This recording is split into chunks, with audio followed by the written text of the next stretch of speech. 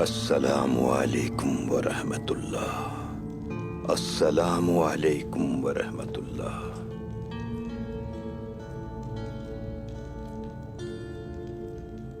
اے پوری کائنات کے مالک، ہر شے تیرے اختیار میں ہے، تو ہر چیز پر قادر ہے، اصل اقتدار صرف تیرے ہی پاس ہے۔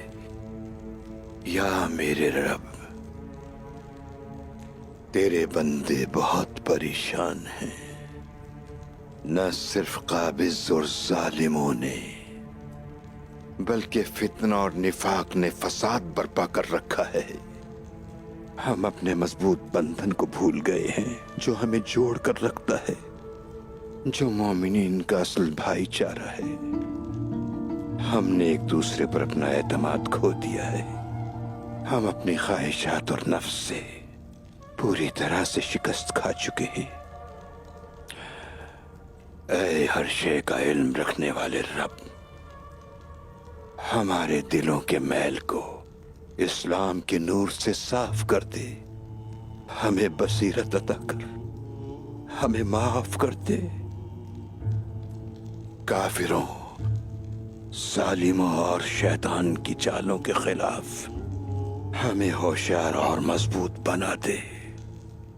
اے میرے رب، ہمیں صراط مستقیم پر چلنے والا بنا دے، حق کے راستے پر چلنے والا بنا دے، اور نیک مقصد پر چلتے ہوئے شہیدوں میں شامل فرما لے۔ اے میرے رب،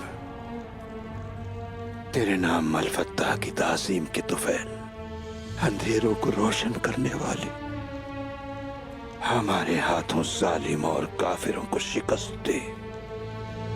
میرے اللہ، امید کے منتظر مسلمانوں کو وہ کچھ عطا فرما دے جس کے یہ حقدار ہیں، غیروں کے تسلط سے بچا لے میرے اللہ۔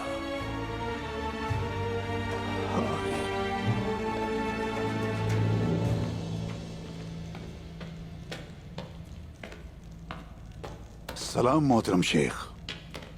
وعلیکم السلام، خیریت تو ہے بمسی صاحب؟ محترم، عثمان کو لینے کے لیے دیہاتوں کے آدمی کونیا سے آئے۔ عثمان وہاں سے بھاگنے میں تو کامیاب ہو گیا، مگر اب ہم اس کو ڈھونڈ نہیں پا رہے ہیں۔ لگتا ہے زمین پھٹ گئی ہو اور عثمان کو وہ نگل گئی ہو۔ بسم اللہ الرحمن الرحیم۔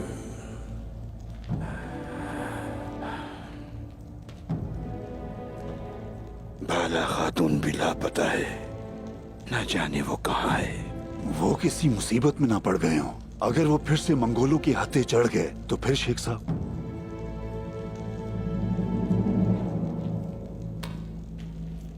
حضرت یوسف کو کنویں سے،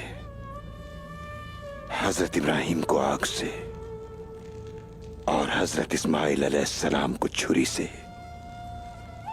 پختہ ایمان اور مکمل یقین نے بچایا تھا بمسی صاحب۔ یقین ہے کہ وہ مل جائیں گے۔ تلاش شروع کرتے ہیں۔ تقدیر ہماری، تدبیر اللہ کی۔ بالکل محترم شیخ۔ چلو جوانو، آ جاؤ۔ چلو